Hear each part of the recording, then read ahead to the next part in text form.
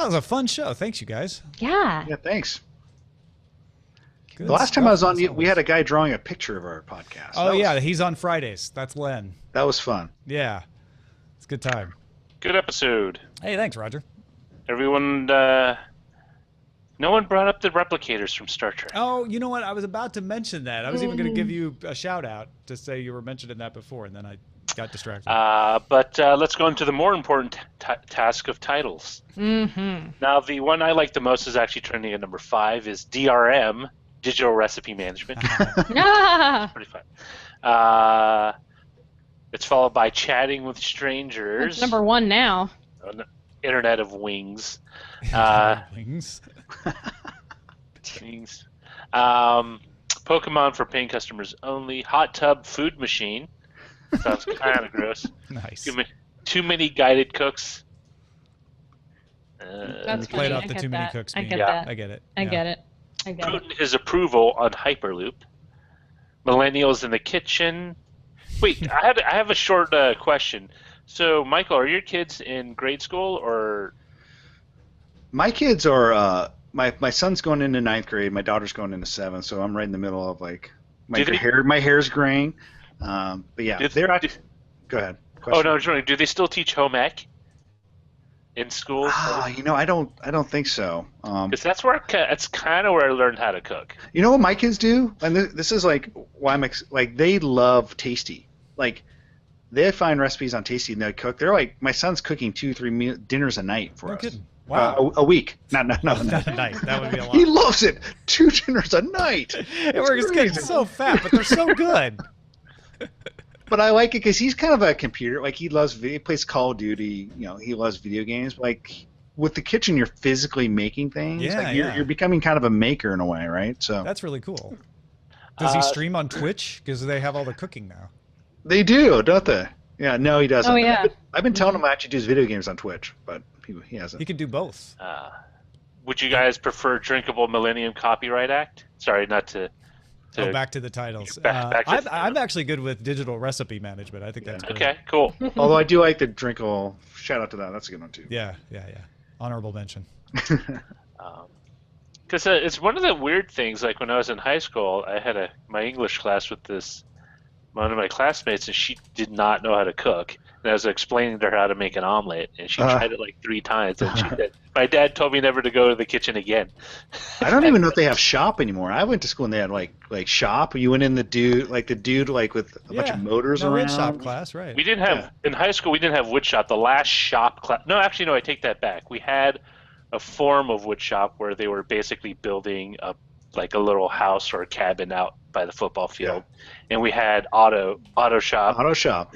But all that is gone now. It's all gone. I mean, I grew up in kind of a rural place with a bunch of guys with big fast cars, so auto shop was really popular. A bunch of mullets in that Our shop classes, I remember, was combined. So there was metal shop, auto shop, wood shop, all in one class, and you would progress through levels, freshman, sophomore, junior. But I'm old enough to remember we had a typing class. Did you guys have typing?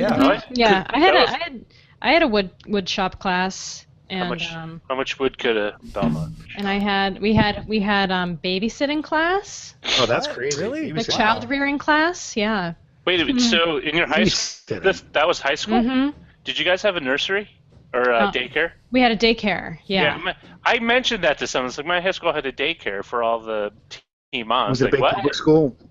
It was a big public school for me, yeah. It wasn't a daycare for the teen moms. It was a daycare for adults in the area who wanted to bring their kids to daycare, and we would take care of them. Ours was specifically for the teen mothers. Yeah, that makes sense too. My high school had a little over 2,000 students. That's a big school. Yeah, mine had like 500, so we didn't have. My graduating class was 500. We had the 900. We had 300 a grade, I think. 107. Wow. We were one of the 4. There was Bayer, Downey, there was Davis, Davis High, and then Modesto. 4. We had 4 high schools. Now they had 5th when I left. Johansson. Boy, they spent a lot of money on that one. Yeah, we had one high school for 3 towns. Tom, where'd you grow up? Greenville, Illinois. Okay. So Pocahontas and Sereno would feed into our high school, but Mulberry Grove didn't want to be part when they consolidated the high schools in the 60s. So Mulberry Grove had their own high school that Keysport went into. Cool Veronica, story. where'd you grow up? West Hartford, Connecticut. Okay. Yeah. I've been out here in SF for 12 years. It feels like a very long time now. But yeah, we had typing, Michael, and I remember when after I graduated and before my brother got into school, they changed it to keyboarding. Yeah. So they were still teaching you the typing skill, but it was all on computers. I mean, I'm older than you. I'm like in my mid 40s, so I don't know how old you guys are. But like we had that, but we also had assembly language. We were actually learning basic and assembly language coding, which I thought was cool. We had a room full of trash 80s. Yeah, the trash 80s with the tape decks. Yeah. You had, but they didn't all have tape decks. So you... our typing class. I'm only a few years younger than you, Michael. My typing class was either take typing or computers, and that was a class. So you either took one or the other. If you want to do anything more advanced, you'd have to go to the JC. But you could get high school graduation credits. They would transfer over. So I took chemistry there because I hated my chemistry teacher.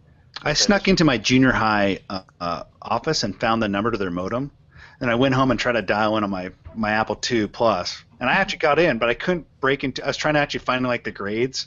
Never did though. Someone I know did that.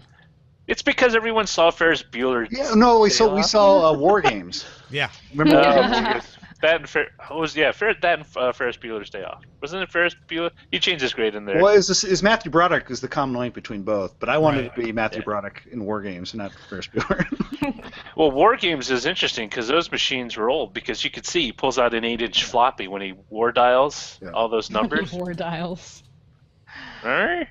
No, I'm just laughing. Why? I don't know. What, you didn't host a BBS I just in your closet? I did host a BBS in my bedroom that took over my home phone line, and I could only use when my parents went to sleep. Did you have a princess phone? No. I'm curious about your BBS. Like, did it have a theme, or is it just like a town, like the one for Stamford, Connecticut, or? No, it was just a BBS that my boyfriend in high school and I hosted, and you could come and play Muds on. Muds. That was it. But how many people would be on it? I think at the most we had like 4 or 5. For Mud? That I remember. That's enough. Logged in at a time. Oh, it's enough. It just seems. We didn't have a lot of friends. What BBS did you host, Roger? Sorry. I didn't host a BBS either, though. I did microleague baseball on my Commodore 64. We would play computer baseball leagues all summer long. Did you do a draft? Our friends would do. We'd hold a draft. Oh yeah. We do Earl Weaver baseball. It started with a draft, and I wrote a program in Commodore Basic that would take all of the stats from the back of the baseball cards that we drafted off of and create an outcome that would say, well, this team beat this team. Oh, that's cool. And then when microleague baseball came around, then we would draft within the program, and the box score stack compiler disk let us create our own teams. That was the name of my first band, by the way. Box score stack compiler disks. Yeah, they were great. They used to open for 1541, didn't they? I'm reading all the. Oh, so I guess Westboro Baptist Church has fired back against the Clefairy. With a Pokeball? Let's see what happened. Did they actually try to dethrone it? I'm sure something hates Pokeballs or something. Let's see. It's unclear on whether or not. Okay. Hold on. Breaking news. Is this happening as we speak? Yeah, since it's unclear whether or not the Clefairy has remained. It wasn't all powerful. Apparently its combat power was pretty low. Oh, they've taken to social media. Sign of the end times and Jesus Christ soon returning. And this big picture of the Clefairy. Yeah. Everything, real or virtual, enables proud sin in America. That's a sign of doom. Hashtag Pokemon Go. They hashtagged it though? Yes. Yeah, see, they know what they're doing. They just want. They're very savvy people for they are. For who they are. Yeah. So, but what do you do Because I read a story, and I didn't get a chance to kind of evaluate how valid it was, but there was a guy who lived in a converted church who was saying because it used to be a church, it was marked as a landmark, and all these people were coming into his front yard to catch Pokeballs. And he's like, what do we do about this? Like, he's like, it's fine, but it's a lot of people, and it's all day, and I don't really like it. Yeah, there's a gym in front of just a house, like down the block from me. And like, that can't be, I was standing in front of their house, and I was like, this is weird. I mean, if they were good as developers, they would have put a complaint mechanism and stop making my house, a gym, and then that would just go away. Yeah, just something. There's got to be something like that, because, I mean, I imagine that the initial rush that we're experiencing right now will fade over time. Hopefully, but yeah. At a certain point, you may want to say, like, you know what, I really don't want people ever. Can I opt out of this? Backyard. Yeah. But it feels like, you remember the early days of the Wii. And I remember the Rubik's Cube. Like, it feels like it could be one of these things we talk about in 20 years. Do you remember Pokemon Go? Pokemon Go? Yeah, totally. Do you remember what was it, Crystal Pepsi? What was the Pepsi that was clear? They're bringing Crystal Pepsi back. Oh, they are? Yeah. Huh. Just don't bring new Coke back.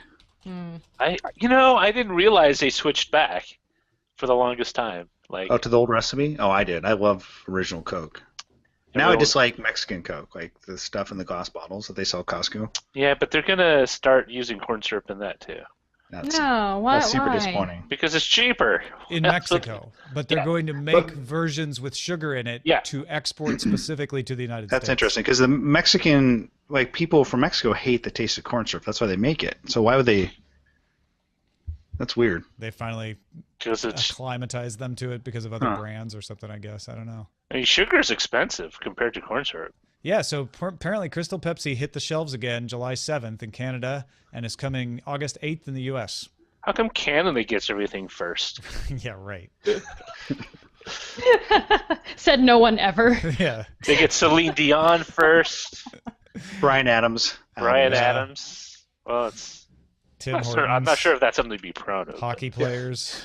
Yeah, you can tell how old I am that I went to Bryan Adams and not Justin Bieber as a cultural reference. Yeah, that was good. It was the summer of '69, if I remember. Anyone know what's that Canadian band, Gordon Downey?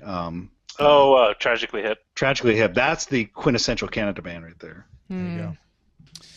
All right, well, that is it for us. Yeah, thanks again, Michael. It was great having you on. Come back soon.